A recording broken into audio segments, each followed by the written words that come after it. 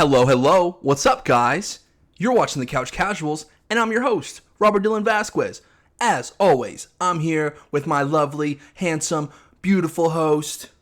What's up, boys? It's your boy, Kyle DiOrio. We're here to bring you the UFC 312 pre-show, brought to you by DraftKings. Go to DraftKings.com/CCMMA for unknown benefits and other gambling endeavors. Probably no benefits. It doesn't hurt to try. I think if you put CCMMA in, you actually have to pay extra money to bet. Sure. So, Kyle, what kind of card do we have going on this weekend? we have a little bit of a it's a bit of a mishmash, I'd say. You've got some big names at the top, but Sure. I mean, we're going on one of these cards where it's like there's a lot of like fight night quality fights, you know, but it name value, I would say, as a casual that I am.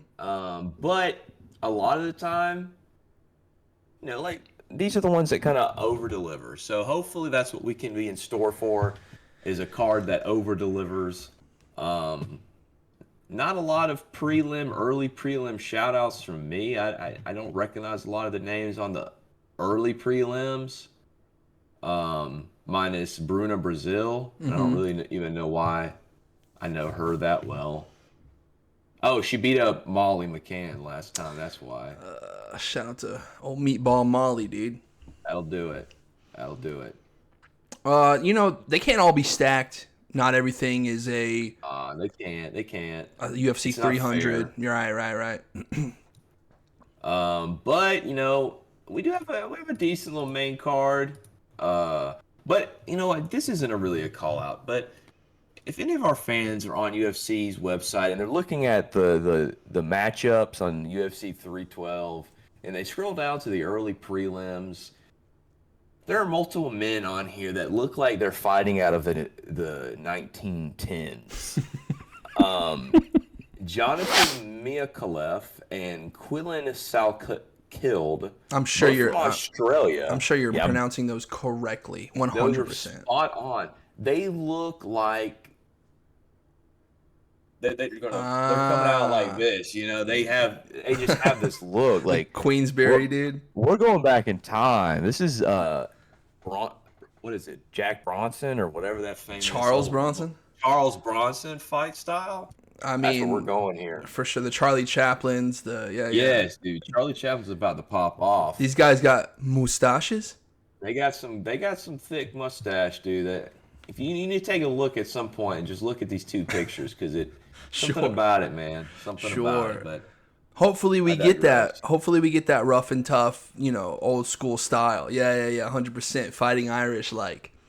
Hit him with that stance, dude. Anyways, sorry, I had to digress. Bless you.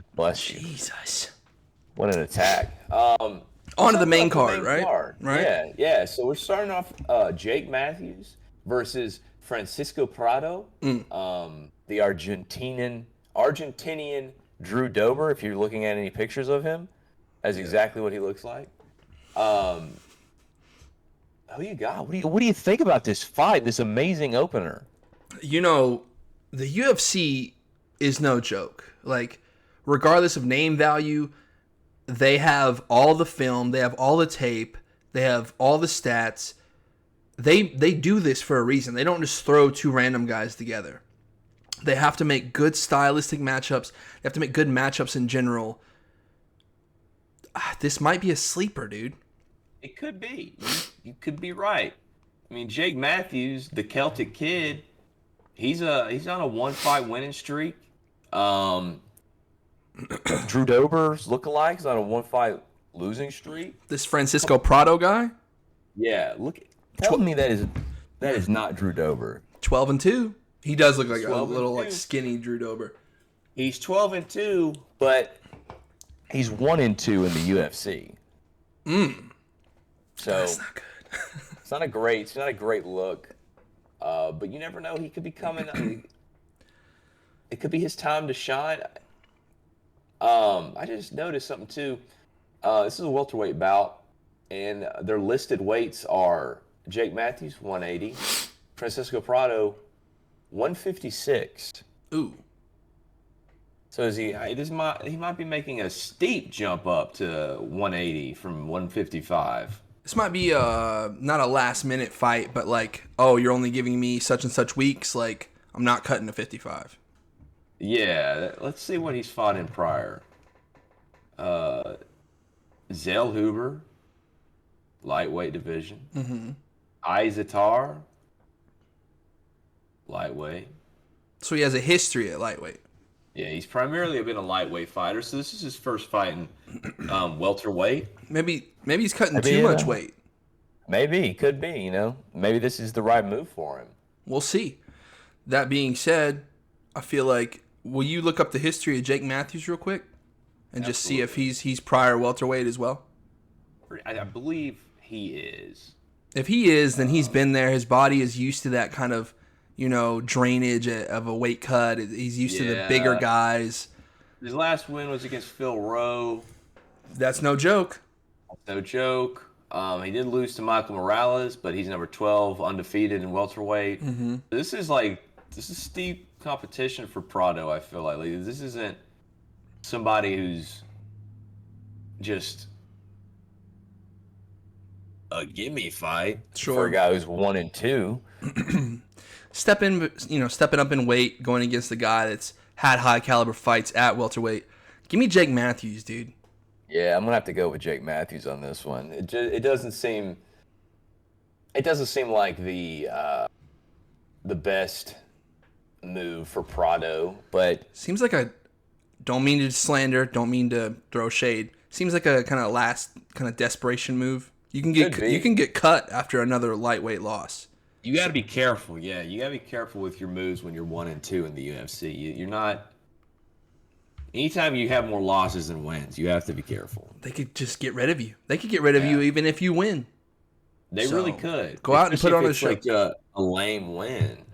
Go out and put on a show. Earn your namesake. Earn your keep. We will see. Jake Matthews, shout out to you, dude. All right, we're moving on. Light heavyweight division. Jimmy Crute versus Rodolfo Bellato. I have been a fan of Jimmy Crute for a long time. I thought he was going to do big things. He suffered a couple losses ago, and I was just like, that's probably, as a fair weather casual fan, it's probably time to jump ship. So, are you jumping ship on the Crute man? On the Crutester? Let me look at these records real quick. 12-4-1 versus 12-2. Probably Rodolfo Bellato.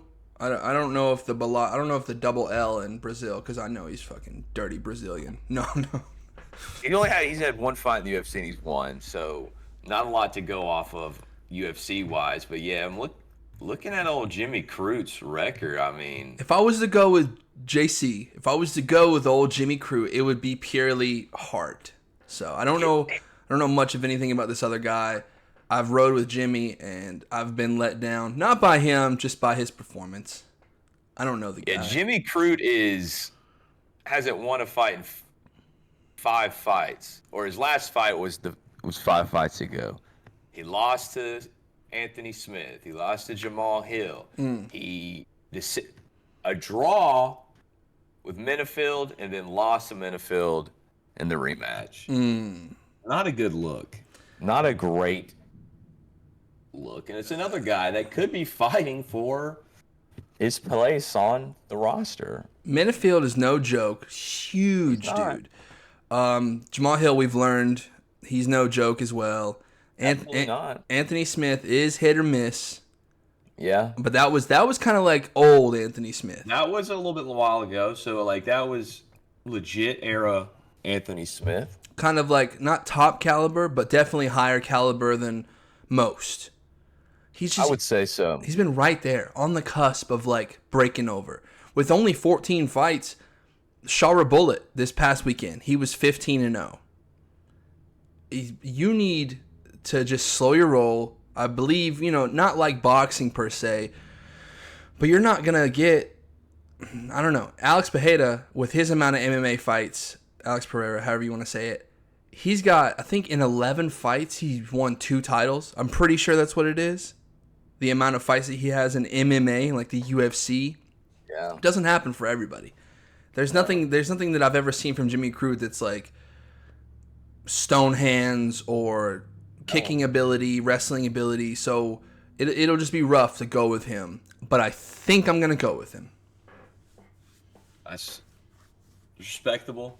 Looking at the numbers as I do as an expert casual, I think we're going with Rodolfo Beato. He looks like an absolute Frankenstein of a human being. We'll see. Yeah, we'll see. Scary looking. We'll see, dude. Genuinely scary looking. The Brazilian Frankenstein monster. Lock it in, baby. Oh, God. We're separating already, dude? Already, dude. You gotta have them quick sometimes. Fine. Are we done with that fight? I got no more about those guys. Alrighty.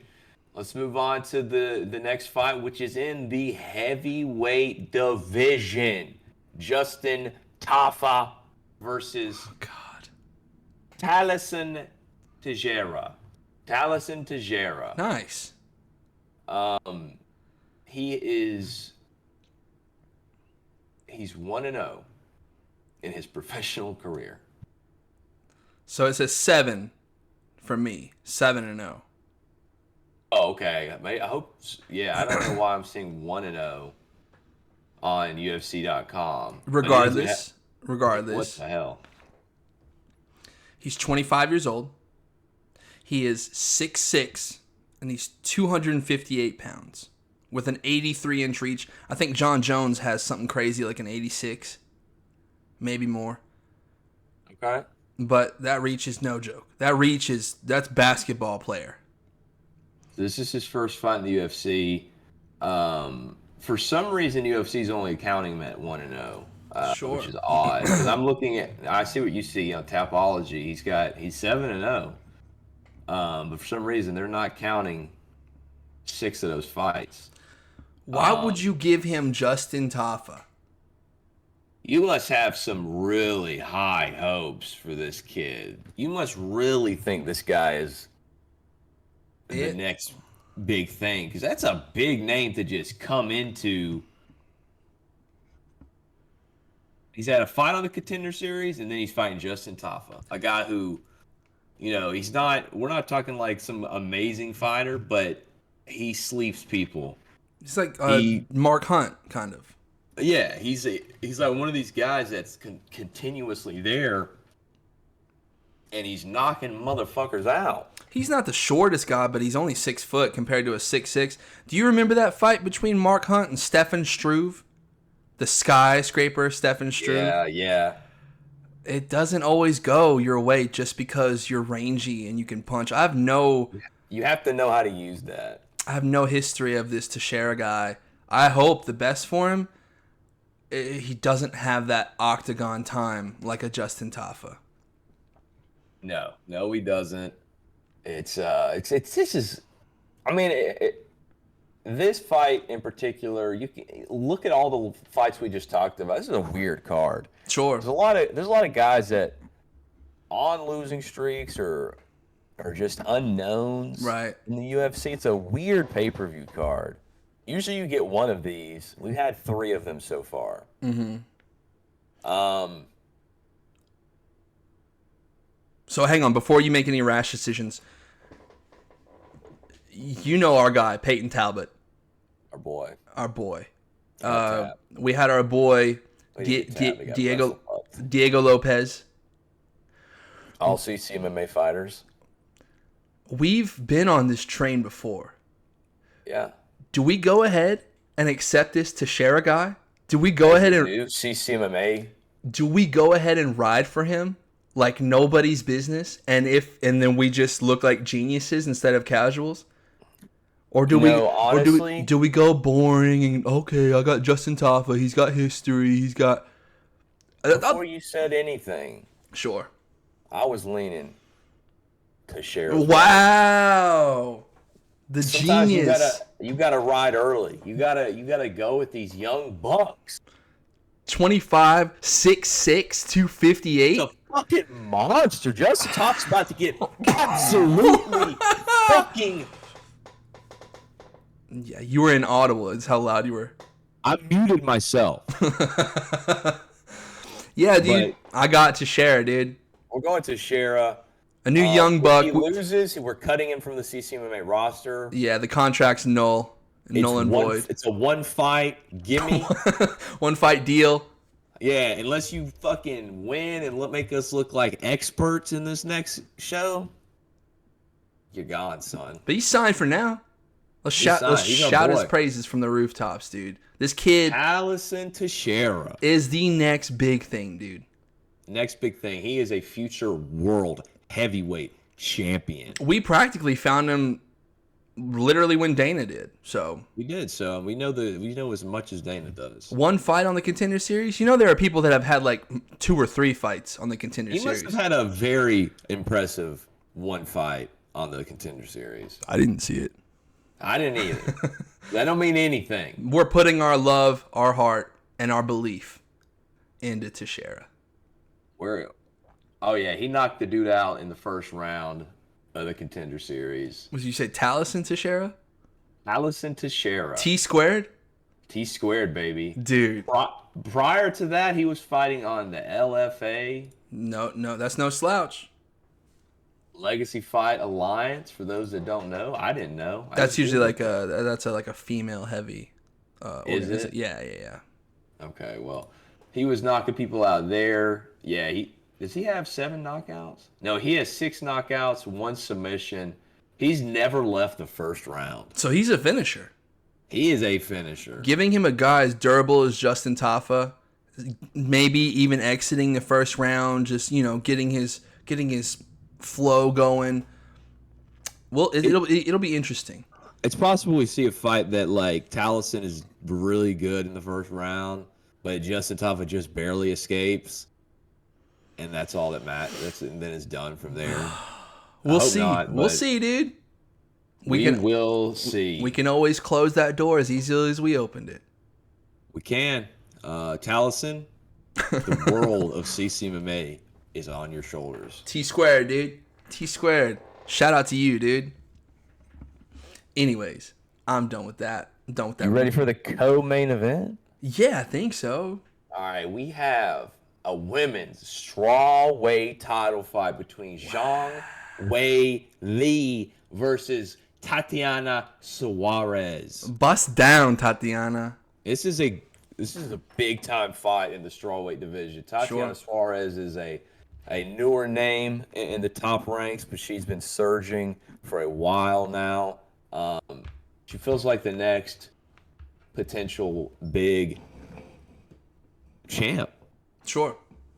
And Zhang Wei Li is a perennial champion in this division. She is constantly at the top. She's constantly a dominant champion. Are you sure? Oh, did she move? Because strawweight is what? 125 or 115? What is straw, dude? I always get these mixed up. 115. So she moved down. Did she? Now you're confusing me. I'm confused as well because I thought she made the move to 125. Because that's Valentina's weight class, and she was never champion in Valentina's weight class. She's always been 115, right? Yeah, she's 115. So straw weight is 115. What is 125? That's flyweight, isn't it? I believe that's flyweight. Flyweight, and then bantamweight, and then fat. Yeah. All right, cool. Yeah, so perennial strawweight. Don't listen to this casual Robert. He doesn't know his weight classes. I don't know the women's weight classes. Sorry, I'm trying. Zhang Wei Li. Right. 25-3 to Tatiana Suarez is 11-0. Nice. Tatiana's history has been injury filled, not the healthiest. You would say like, okay, perennial strawweight champion in Zhang Wei Li. She's kind of up there in age, You He's know, getting up there. she's right there with Tatiana. Zhang Weili's 35. Tatiana's 34 years old. She does not seem like she would be that old. No. Yeah, sometimes it is shocking to hear these, like, lighter amount of fights being 34, 35, 33, whatever. Right. So where Zhang Weili is 35, she's 5'3". Tatiana's 34, she's 5'4". They're both going to weigh in at the same 115. The reach is only 3-inch difference, 63 to 66. It's not... This is going to be straight up down to styles. Yeah. And when you call Zhang Weili one-dimensional, that's just not so. No, she's incredibly well versed. As far as Tatiana, how many knockouts does she have on her record? I don't believe it's a lot. The style is more like a Habib, like a female Habib kind of thing. Submissions maybe, decisions for sure. Knockouts? She knocked out Esparza, apparently. Carla Esparza? Mm-hmm. You mean if you like threw a paper ball at her, she would be knocked out? Yeah, but everything else is either a decision or a sub. I want to ride with her name's what, the Magnum? Zhang Weili? Mm-hmm. Zhang the Magnum Weili? No, it's not even the. It's Zhang Magnum Weili, I That's think. so scary. It's pretty terrifying. Just kicks her legs out from under, makes it really hard. Which you don't want to give a wrestler your legs. But can Tatiana make the weight? Can she show up the day of the fight? Who knows? We'll see. We'll see. Do you have any predictions? Aside from the result. And what I mean by that is... how the fight will go down? Are there going to be any inhibitors? Eye pokes? Any cuts? I don't know. I have not. Do you? I feel like you do. Do you have a prediction in this sort? Tatiana can do her very single best if she gets in a guard position and Zhang slices her open with one of those dastardly elbows. Yeah. She could be on top of her for 5 minutes, 10 minutes, 15, 25 minutes. If the doctor steps in at all, this fight will... Like, Zhang doesn't just throw pitter-pats. No. She sends heat at you every time she throws. So if you're going to go into a position... Because that's what Tatiana needs to win. She's not going to come out and look like Brian Ortega versus the Korean Zombie. No. She's that's just not her game. I don't know how the knockout... I think it was like a TKO situation maybe. Ground and pound. I don't see her one-punching Zhang. The only person to ever really do that was Rose, and that was a kick, perfectly timed kick. Just chin to the dome. So I don't see that happening. I have a prediction: Tatiana dominates, and the doctor steps in. Whoa! So Tatiana dominates, but Zhang wins. Mm-hmm. That's a spicy prediction. Are you picking Zhang Weili then? I want Tatiana to win. Don't get me wrong. Shout out to her. That's my BM, dude.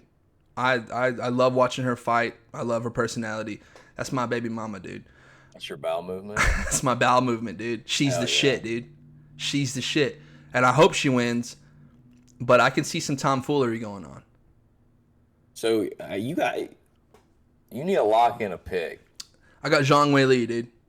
Zhang Weili by Doctor Stoppage. Doctor Stoppage. What a crazy prediction. What a way to just throw it all in the air. You gotta shake things up, dude. That's fair. Usually it's A or B with us. I'm throwing in a C, dude. I'm gonna pick A or B. I'm going Tatiana Suarez. Wow. My sub. At some point, I'm not going to pick a round, but I think she gets it done. I think she smothers Zhang Weili with her wrestling and then gets the stop. So we're split there. In a weird way, we're split. How many times has Tatiana been 5 rounds? Not a lot, if any. If any. So we'll see.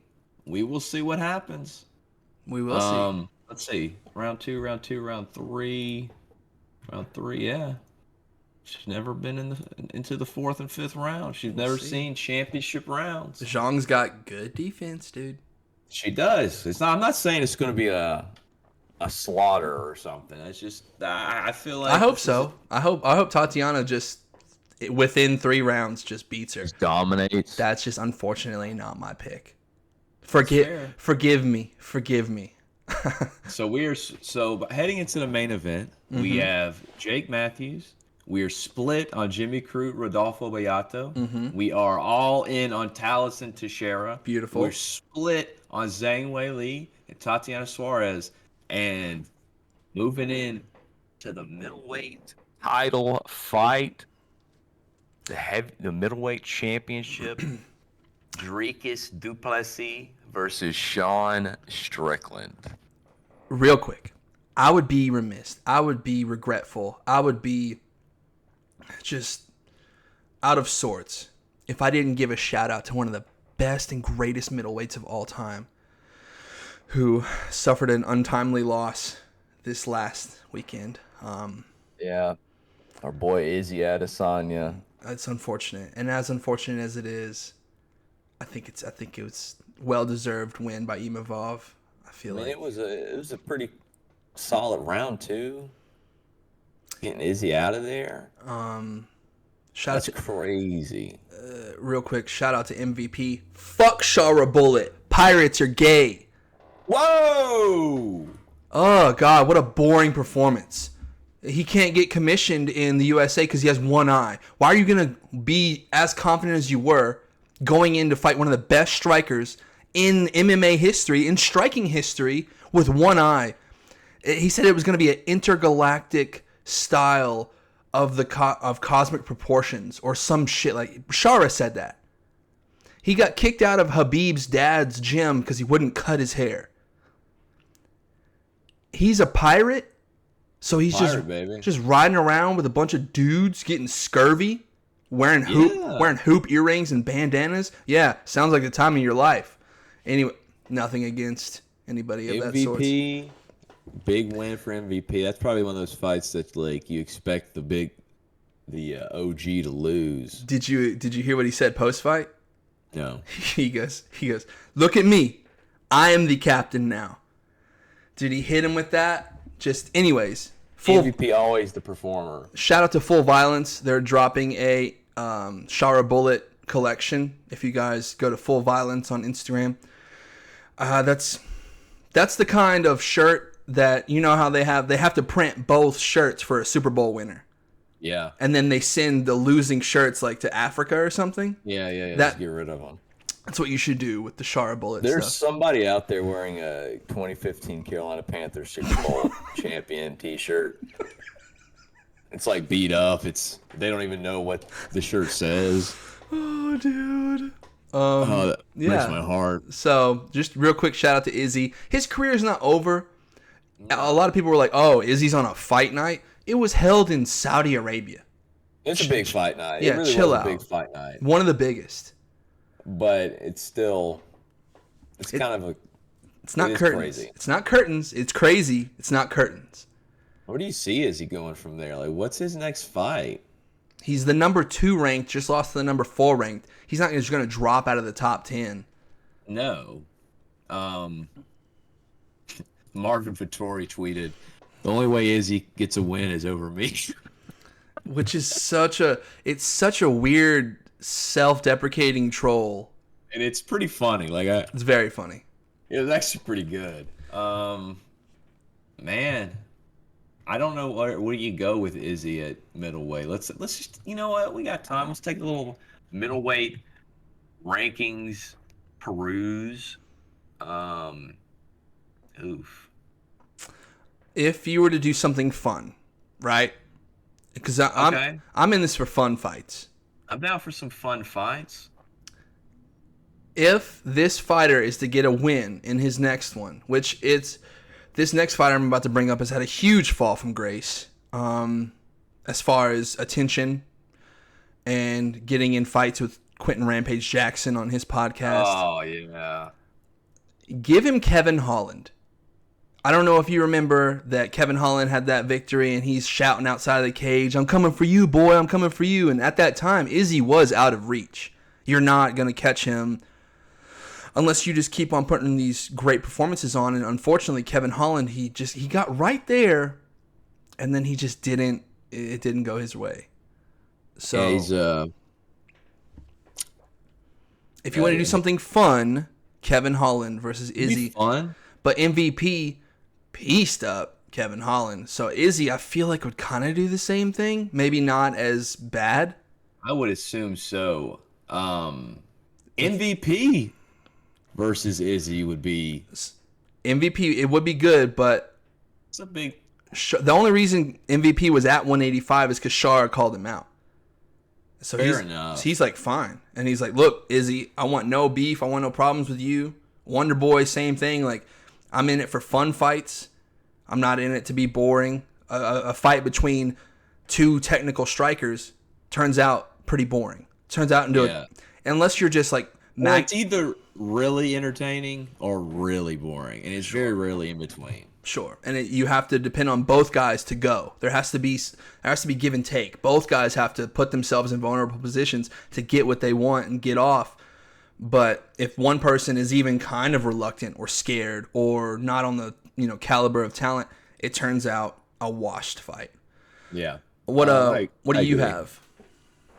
You could give him an up and comer, a fighting nerd, a Caio Barallo. I like that new gym, that Fighting Nerds gym. When they win, they put the glasses on. They have really crazy technical skills. Right. He just beat Jared Cannonier. He's beaten Paul Krieg. That could be an interesting fight there. What is he ranked? He is ranked 6th currently, so it wouldn't be a steep drop in ranking. That'd be an interesting fight. You know what's gonna hurt my heart? It's gonna hurt my heart because this was Izzy's first non-title fight in forever. Yeah. This is Izzy's first fight night since he was up and coming, and even then he was main eventing it. Yeah. It's gonna hurt my heart to see him open up a pay-per-view or hit the main event of the prelims. Oh man, that would be a tough one. I don't see Izzy being anywhere. Even if it goes title fight, co-main, Izzy, that'll hurt. So it's I can see Izzy being in a co-main. A 5-round co-main? A 5-round co-main with no title on the line. I can see Izzy being there. We'll see. I hope so. Yeah, it hurts, man. Mighty Mouse. Yeah, the featured prelim Israel Adesanya. That would suck. Mighty Mouse had the best reaction. You could tell he rides for his boy, dude. He was. You could tell he was genuinely upset. No! Get up! His face, dude. Oh man, it's almost like he got knocked out in that moment. Genuinely destroyed. His hands, just for some reason. It was really sad and funny. Early stoppage? Before we go on, early stoppage? I don't know if it was super early. It was one of those ones that was kind of on the line, but I think Mark Goddard has reffed 4 of Izzy's losses. I don't know if you saw that stat. I haven't, but I can picture them. I can picture the first Pereira stoppage. This last one was just... This last one I feel like was a second too soon. Just a second. I'm not calling out Mark Goddard. Right on the cusp. I agree. I could see that. I could see an argument for that for sure. Anyways, back to today's business. We've got a title fight to talk about. Dricus du Plessis versus Sean Tarzan Strickland. Sure. How you feel about this one? This was a pretty important one for you last year. I thought he could do it, man. Hey, a lot of people still think he did. A lot of people still think he did. When when he's talking about going to war and one of us is going to die, he's full of shit. It's just not followed up by what I or anyone else thinks it's going to be. No, Sean does not have a style to really say that. He's incredibly defensively technical, and he just kind of throws his jab and his teep, and pushes forward. He pushes forward. He does. He pressures a lot. Teep kick, jab, teep kick. It's about it. This is like, and it's got, like, don't get me wrong, it's gotten him where he's at, but man, it got him to where the pressure, he landed that right on Izzy, same right that Imavov did, basically. That, I'm not saying it was luck, but when you have one drop in the first round, you kind of swarm him. Then for the next 4 rounds, just pressure, teep, jab.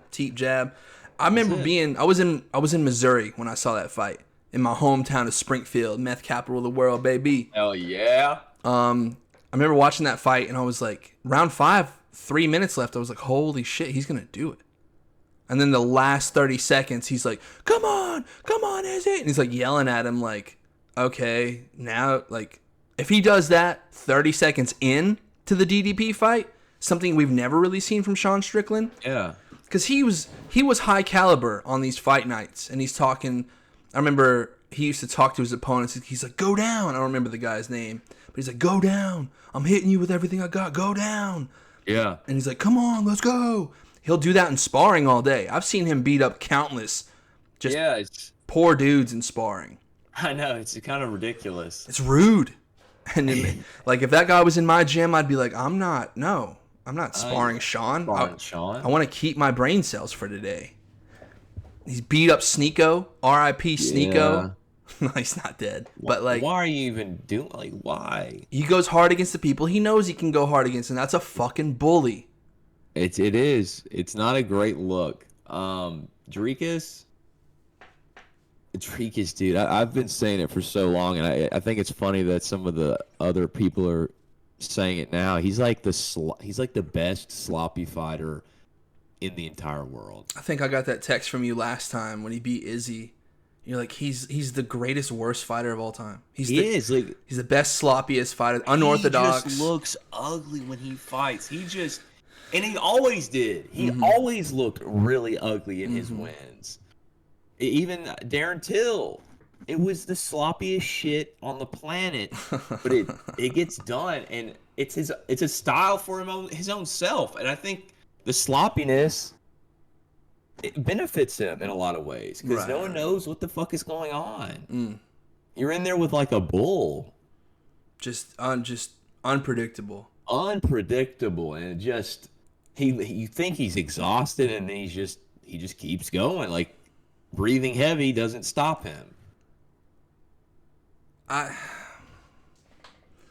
I want Sean to win. We need a vocal champion, somebody who's going to bring eyes to the sport.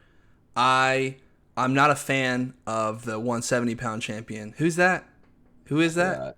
I think he made an appearance on Saturday. Did he? He was at Royal Rumble, but I kind of just forgot already. He threw up a taunt. This is the only thing I remember. He threw up a taunt.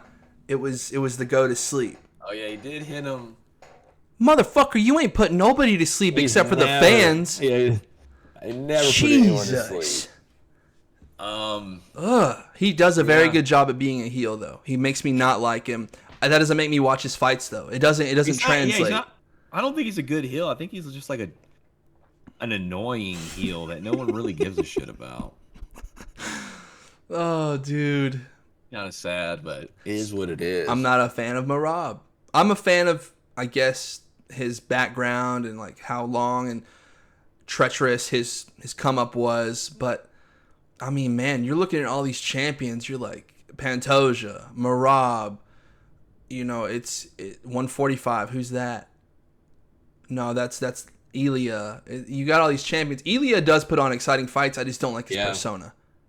That's fair. Islam is the best one of that style, enough to where he can put on like, oh wow, like he's finishing these guys. He dominates people. Not making it boring. He's not. If he shoots 3 takedowns and doesn't get it, he still has the threat of getting it, but he's going to, all right, fine, you want to strike? Boom. Like, Yeah, we'll throw some hands. the 205-pound champ.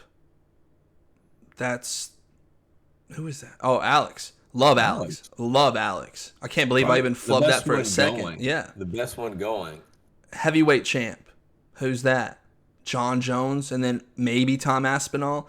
And then they're like, well, is that fight done? It's like, well, not yet. It's like, what are you, huh? Get that fight on the books. That's the fight. Do you know that, I think it's Terrence Crawford versus Canelo Alvarez. Do you know that fight is signed? Like, they both verbally agreed to it? No. 2 of the best boxers of our time agreed to fight in September in Vegas. So it's like, brother, what? Just get it done. It doesn't matter if it's in November. Just fucking get it done. Yeah, you we need this heavyweight title fight ASAP. Regardless of all that being said, I'm just saying 85 DDP's not one of my favorites. He's really not. But if you went down the list, he's better than most. He's more entertaining than most. As sloppy as he is, and as much as the matchups don't really make sense on paper, and then he goes in, you're like, he's not supposed to be doing as well as he's doing. What the hell? He's going to get in Sean's head again. He is a master at getting in. The people that you think get in people's heads, then there's Dricus du Plessis. Fucking. Yeah, he says some shit, dude. He says some shit that really will get you going. Man, I talk too much. Go ahead, do your thing. You know what? There's not a lot more to say about the fight itself. I'm going DDP. That's a smart pick, dude. Diamond cutter. He hits him with it.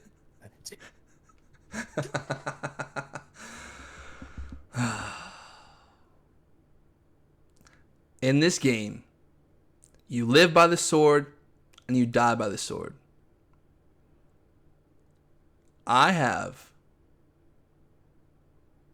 Oh boy. I got DDP, dude. Whoa. I didn't even want that to come out of my mouth. He can't ride with old white trash. He won me a parlay, dude. He won me a parlay. He got you there. But you're gonna abandon him? Colby didn't come through. So Colby Yeah, let you down the most, for sure. Dude, he had it. The worst title performance I've ever seen in my life. Sean won last time. Where is this fight? Sydney, Australia. Yeah, dude. He can't go to the judges again. Sean cannot go to the judges because they didn't give it to him last time. Why the fuck would they give it to him this time? And he arguably won. If it wasn't for that cut, he would have won. Straight up. I don't see Sean's not. I just don't see Sean getting the finish either. Jab teep. You gotta do something else, dude. You gotta do something else. You gotta bring something new back. Be the bully that you are in the sparring gym. Yeah, he could play a little risky. Get it dirty. He had an interview. I literally, he wouldn't let Brett Okamoto talk. Brett would be like in the middle of a question. Sean's like, let me tell you something. Let me tell you something. And he's just like, brother, I'm not even done. So it was really exhausting to try and hear. I listened to about half of it. And he's like, I'll tell you this. When you're an abused kid growing up and you feel like a doormat and you're like this and that, he explained in a nutshell, like, yeah, I go hard in sparring, but you got to understand, like, when I get in there with world-class people and I'm fighting for my record, I can't be as reckless as I usually am. And I'm like, you literally just said you're a fucking bully and you beat up people you know you can beat up. Yeah. That's why I went with DDP. Is because it's like, if he intimidates you that much to where he's not just another body, he's not just another dude, and that's in your head, and that's what you're cycling for. And don't give me this bravado of like, oh, Robert, you think you're so much, you should go step in the ring. It's like, I will. I'll get beat up just like Sneeko, but like, I'll do that. I know what caliber of fighter I'm in there with. I'll go do that. I would never just beat somebody up that's below me to like beat them up without constructive, like liver shot. Like, you left this open. Here we go. He just beats up on people, dude. Yeah. Fuck him. It's a shitty approach to the whole thing. You need to bring that energy in the cage. Even when he beat Izzy, you could just tell he almost couldn't believe it was happening. No, not at all. All he had to do was just in utter shock. Donkey blinders. He's just like, all right, jab, cross, jab, teep, whatever. I'm going with my MMA gut, not my heart. With my MMA gut. Fair. That's fair. He just choked out Izzy. He might not even let Sean get off, Yeah, we may not even be going to the cards. But I don't want DDP to be one of the greatest. I don't want him to clean out the division. I don't want... Has he really cleaned out the division at this point, though? Not yet, but he's already... We're not there yet. If you beat Izzy, then that you can kind of do MMA math, and you're like, all right, well, what does this guy have for him? Darren Till didn't beat him. Okay, well, we know, unfortunately, what Darren Till's career became. Yo, shout out to Darren Till. Shout out to Darren Till getting that win over Anthony Taylor in boxing. He did get a dub in boxing for DAZN or some shit like that. If you want lifetime membership at DAZN.com, go to DAZN.com/CCMMA and you'll get all the pay-per-views you ever need. Our ats are in this lower corner, this lower left corner. Message us, message me, really, because I'll give it to Kyle all day. He is a true fan. Message me if you want a stream link. Now, I'm not trying to get... Yeah, ESPN.com, ESPNplus.com, $80 plus subscription fees. And I know a loophole. I know a way around. Yeah, it's putting your credit card information in, and yeah, just send me your credit card information. You don't have to go to ESPN. Just send me your stuff. Anyways, that's all I got for UFC 312. I think that's UFC 312. We'll be back next week for with a post show and see how wrong or right we were. Like I said, it's gonna be either a banger or a sleeper. They can't all be stacked. Shout out to our boy Jay Dustin Poirier. Shout out to all of our CCMMA friends, fans.